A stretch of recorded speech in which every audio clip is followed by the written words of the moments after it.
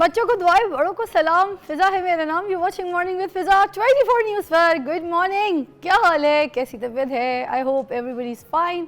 अपने नए दिन का आगाज़ बहुत अच्छी तरीके से करेंगे लोग। मैं तो सजने संवरने से करती हूँ आपके सामने जो आना पड़ता है, इतने इंपॉर्टेंट है आप लोग मेरे लिए कि जब मैं आप लोग के सामने आती हूँ तो मेरा दिल करता है मैं बहुत तैयार होकर आऊँ। लेकिन मैं आज आपको बताऊँ मेरी कोई चलने वाली हिम्मत नहीं है। मैं पता नहीं मुझे अल्लाह में ही चला रहा है।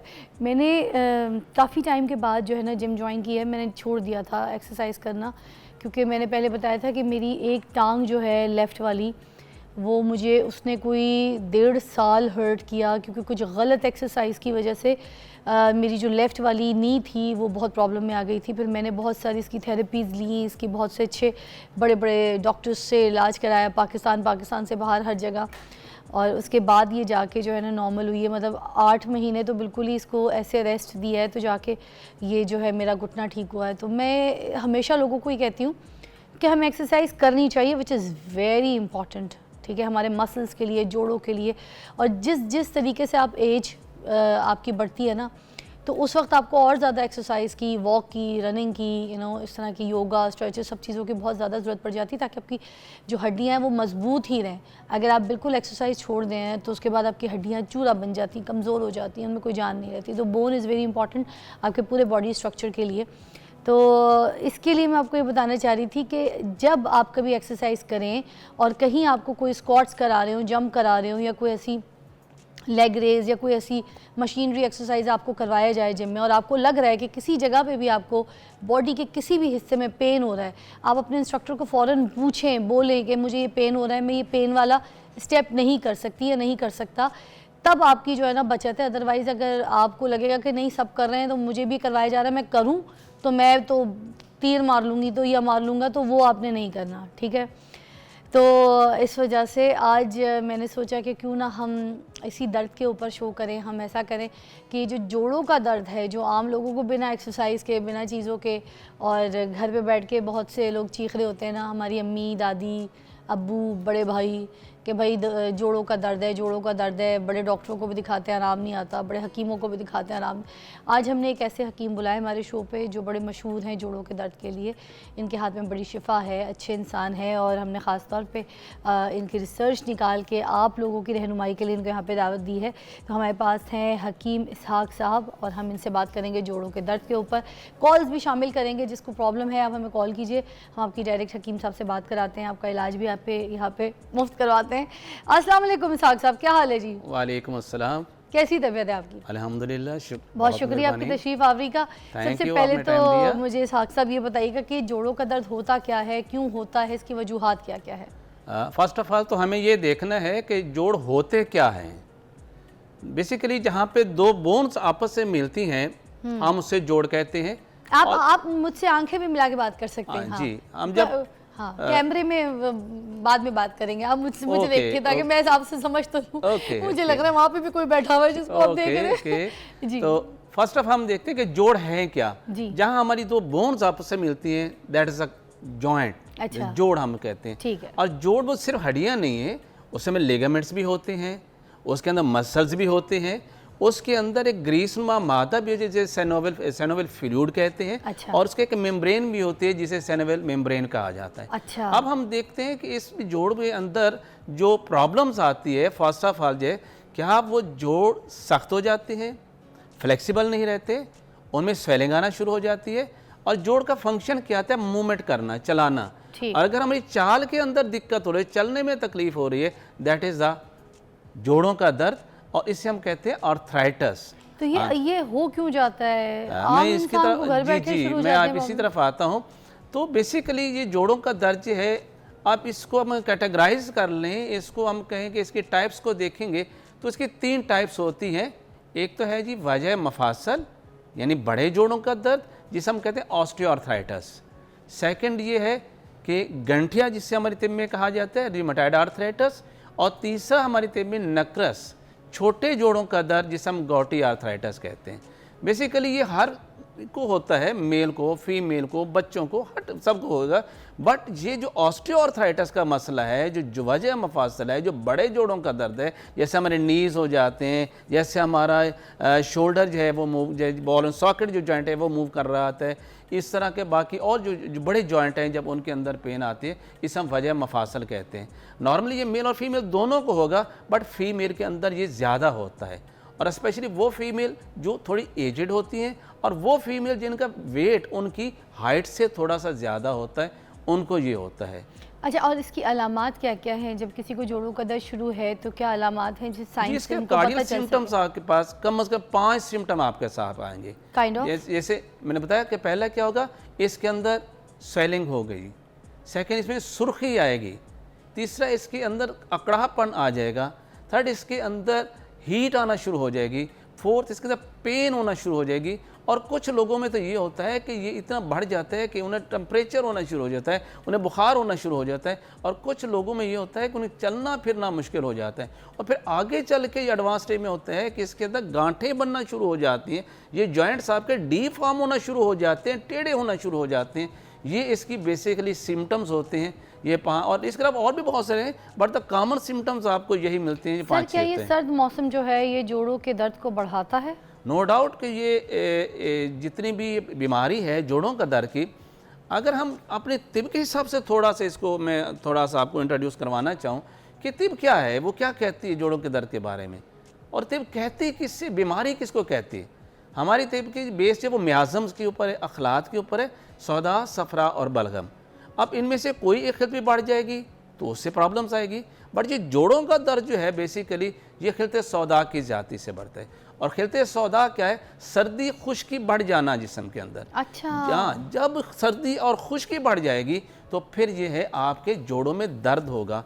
अब कैसे, चाहे तो मौसम ऐसा हो जाए, सर्द खुश्क मौसम है, आप बहुत ज़्यादा एसी में चले जाते हैं तब ऐसे, या आप सर्द और खुश्क ग़िज़ाओं के इस्तेमाल बहुत ज़्यादा कर लेते हैं तो आपको जोड़ों का दर्द होना शुरू हो जाता है। अच्छा, सर्द और खुश्क ग़िज़ाएं भी होती हैं? जी एग्जैक्टली, जैसे कि आप सीट्रस के इस्तेमाल ज़्यादा, अचार के इस्तेमाल ज़्यादा कर लिया, आपने खट्टा ज़्यादा इस्तेमाल कर लिया, अच्छा, आपने गोश्त का बहुत ज़्यादा इस्तेमाल कर लिया, हाँ। आपने इस तरह की जो खट्टी चीज़ों के इस्तेमाल के ज़्यादा करें, बहुत ज़्यादा कोल्ड एंड लीमू, ये इसमें इतना रोल नहीं है इसका।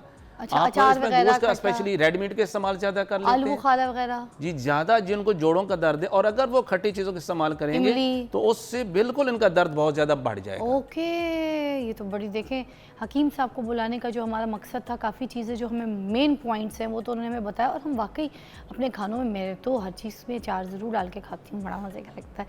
तो ये देखें, ये चीज़ें हमें पता ही कोई नहीं थी। तो मतलब कोई भी खट्टी जो ग़िज़ा है और जो खुश्क और सर्द ग़िज़ाएँ, इन्होंने सख्ती से मना किया कि इसकी वजह से हो भी जाते हैं, तो अगर कोई कर भी रहा है जिसको जोड़ों का दर्द नहीं तो हल्की आंच में इस्तेमाल करें। अच्छा, और दूसरा मैं आपसे ये पूछना चाह रही थी कि इनके अलावा और कौन सी ऐसी चीज़ है? अब अगर मैं थोड़ा सा, अगर मुझे इजाज़त दें, मैं थोड़ा सा अपने नाज़रीन के लिए इसको ब्रीफली थोड़ा सा बता दूं कि हमने जो कहा कि वजह मफासल ऑस्टियोआर्थराइटिस है, बेसिकली होता क्यों है। क्यों? नॉर्मली तो हमने कहा ये ओल्ड एज प्रॉब्लम है, लेकिन आज हम देख रहे हैं ये बच्चों का भी हो रहा है, हाँ। ये यंग चैप का भी हो रहा है, हाँ। तो उसकी वजह एक तो मैंने कहा ओल्ड एज के अंदर क्या होता है, या चोट लग जाए, आपके जॉइंट पे चोट लग जाए, तो मैंने कहा था जॉइंट के अंदर क्या चीज़ थी, उसके अंदर कार्टिलेज होते हैं, नरम सी सफ़ेद सी हड्डी होती है, अगर वो जो डैमेज हो जाती है तो उससे प्रॉब्लम्स आना स्टार्ट हो जाएगी। अच्छा, अगर इसके बाद ओल्ड एज के अंदर या हमारी डाइट ऐसी हो जिसके अंदर कुछ मिनरल्स और कुछ विटामिन की डेफिशिएंसी हो जाए, सपोज विटामिन डी की डेफिशिएंसी हो गई, तो अब हम अच्छी डाइट ले भी रहे हैं, बट जो बोन के जो मेन उसका इंग्रेडिएंट्स है दैट इज अ कैल्शियम, हाँ। अब वो एब्जॉर्ब भी नहीं हो पा रहा, यानी विटामिन की डेफिशिएंट हुआ प्लस आपके साथ आपका मिनरल भी डेफिशिएंट हो गया, तो फिर क्या होगा कि आपका ये जो कार्टिलेज है वो डैमेज होना शुरू हो जाएगी, एज ए रिज़ल्ट आपका हड्डियाँ कमज़ोर होना शुरू हो जाएंगी, और उसके साथ उसके अंदर स्पोर्स बनना शुरू हो जाएंगे, और उसके अंदर बुरबुरी हड्डियाँ होना शुरू हो जाएंगी। और सेकंड मैंने कहा, हमने गंठिया की बात की, गंठिया क्या है, इसी तरह हमें बहुत सारी वायरल डिजीज़ आ जाती हैं, जैसे कि कोई वायरस से आ गया, कोई बैक्टीरिया है, कोई फंजाई है, कोई जरासीम है, कुछ भी ऐसे बीमारी आई में, हाँ। और हमारा इम्यून सिस्टम क्या करता है, उसके खिलाफ एंटीबॉडीज बनाता है, सो उनको किल करने के लिए। अच्छा, लेकिन सम टाइम क्या होता है, हमारा इम्यून सिस्टम खुद गलती से हमारे जॉइंट को भी अपना फॉरेन बॉडी समझ लेता है, और वो एंटीबॉडीज हमारे जॉइंट्स के ऊपर अटैक कर लेती हैं। वो क्या करते हैं, हमारे कार्टिलेज को डैमेज करेंगी, हमारे लिगामेंट्स को डैमेज करेंगी, हमारे सिनेवल फ्लूइड को रिड्यूस कर देंगी, और उसकी वजह से हमारे जॉइंट्स जो हैं वो डी शेप होना शुरू हो जाएंगे, स्पेशली मेरे हाथों की और उंगलियां जो हैं ये डी शेप होना शुरू हो जाएंगी। अच्छा नाज़रीन, ये समझ आई आपको कि इम्यून भी आपका स्ट्रॉन्ग नहीं होगा ना, तो आपके ये सारे जोड़ों के दर्द में सही वाला पेन जो है ना वो आपको शुरू हो जाएगा और सही जोड़ों के दर्द के पेशेंट आप बन जाएंगे। तो उसमें भी आपने ख्याल रखने। कॉल लेते हैं, शामिल करते हैं अपने प्रोग्राम में, मगर ब्रेक के बाद।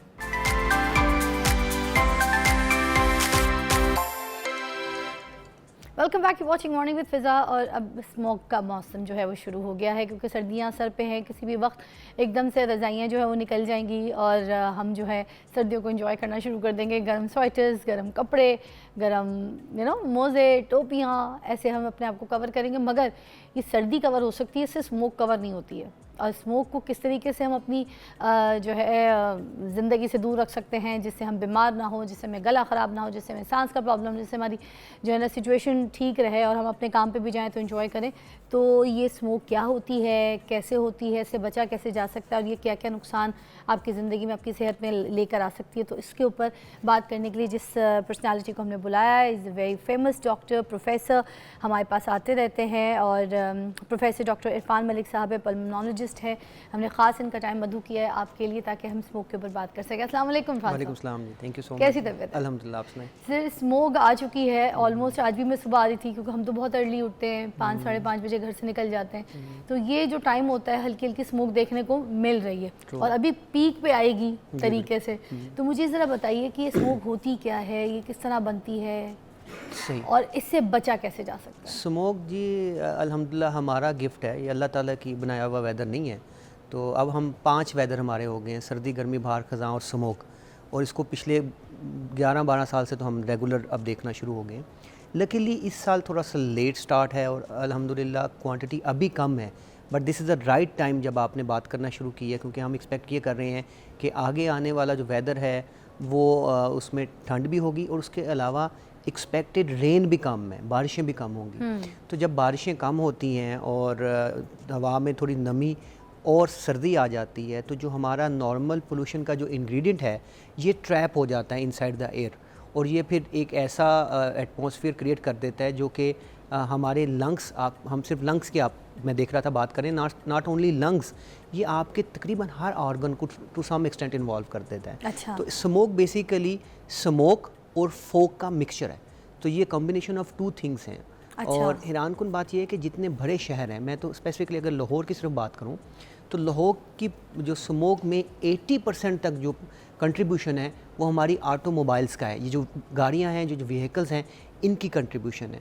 रेस्ट ऑफ द जो एरियाज़ हैं उसमें और भी फैक्टर आ जाते हैं, जैसे ये भट्टों का चलना आ जाता है, इसके अलावा वो जो क्रॉप जो फसलें जलाने का जो सीज़न होता है, ये इसको बढ़ा देते हैं। लेकिन हमारे बड़े शहर जो लाहौर है, और अगर हम कराची की बात करें, तो उसमें ऑटोमोबाइल जो इंडस्ट्रीज़ हैं, ये जो व्हीकल्स हैं, ये जो गाड़ियाँ हैं, इनकी कंट्रीब्यूशन बहुत ज़्यादा है इसमें।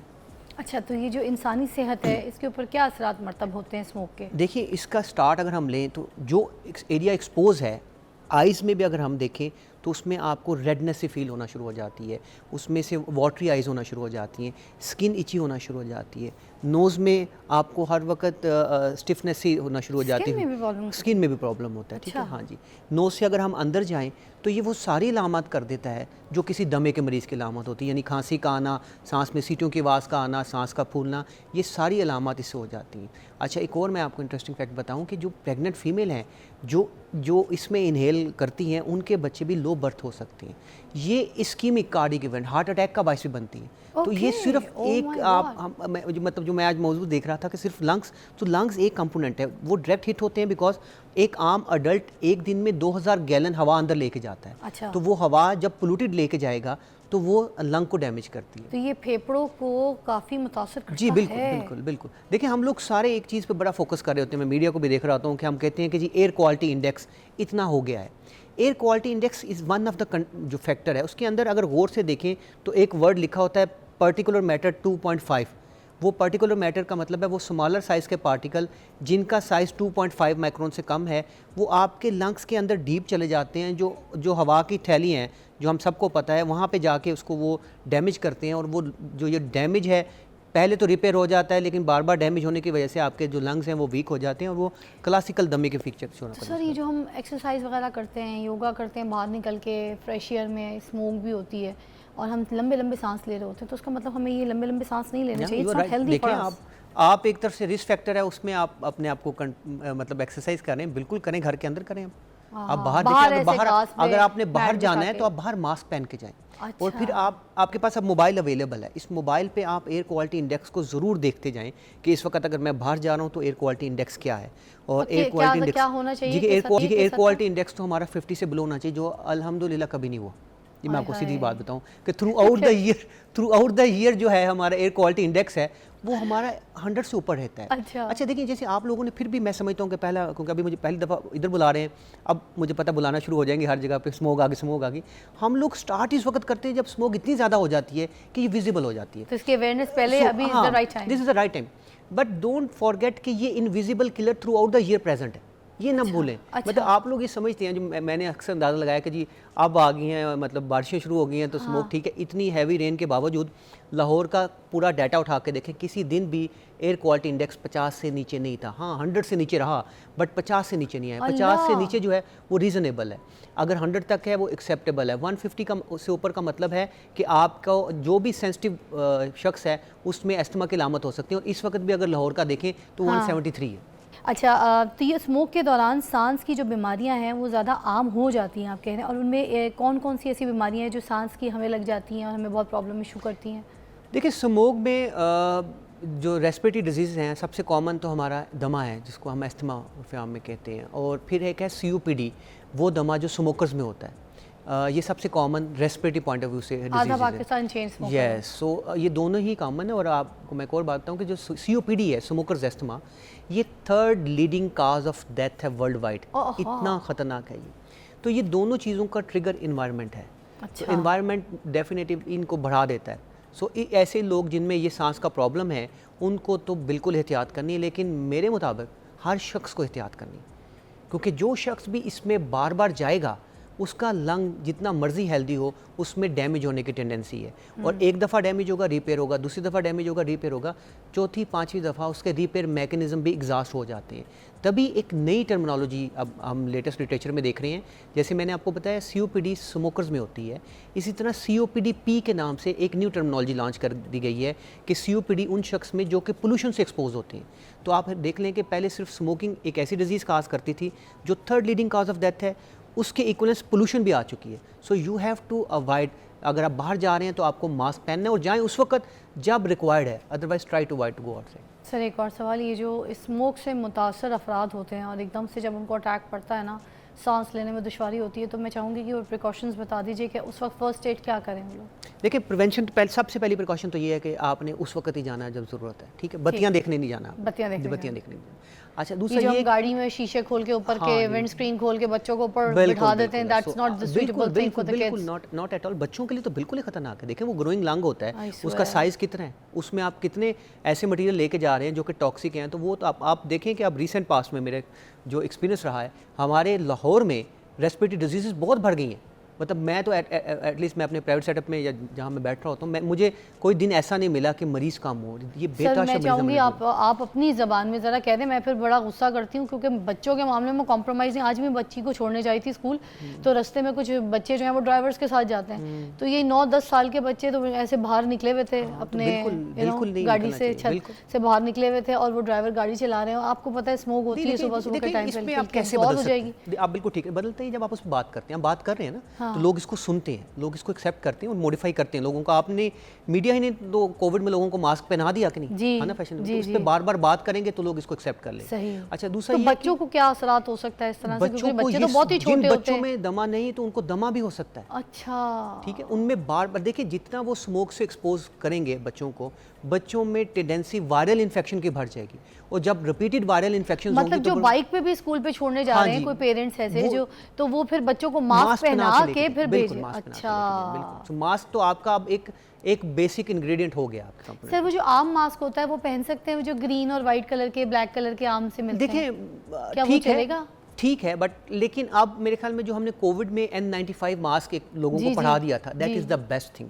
अच्छा, that is the best thing, वो आप ले सर, सकते हो। वो और तो 2 नंबर प्लास्टिक का आ रहा है, वो तो है भी नहीं ना। नहीं, आपको अब भी मेरा पता नहीं है। ख्याल अच्छे सेटअप से ले लें, अब तो वो सस्ता सा हो गया, एक ज़माने में तो बहुत महंगे होते थे, अब तो वो सस्ते से मिलना शुरू हो गए, अच्छे अच्छा। मिलना शुरू हो गए, वो बेस्ट है। लेकिन अगर नहीं है तो 2 सर्जिकल मास्क, जिसको सर्जिकल मास्क आप कहते हैं, जी, वो पहन ले तो आप किसी हद तक आपकी बचत। और सर घर पे जैसे जो कपड़े के मास्क वगैरह बना लिए जाते हैं वो, देखिए हाँ वो भी ठीक है, कपड़ों से बेहतर वैसे सर्जिकल मास्क है, सर्जिकल मास्क बेहतर है, उससे बेहतर N95 बेस्ट। अच्छा, फिर एहतियात में दूसरी चीज़ क्या है कि आपको वैक्सीनेशन करवानी चाहिए लाजमन इस सीज़न में ज़ुकाम की, और जिन लोगों की एज 60 से ज़्यादा है या जिनमें सांस, दिल या और उनको नमूनिया की वैक्सीनेशन भी मैंडेटरी लगाना चाहिए। ये बच्चों की भी वैक्सीनेशन है इसमें बच्चों में शामिल?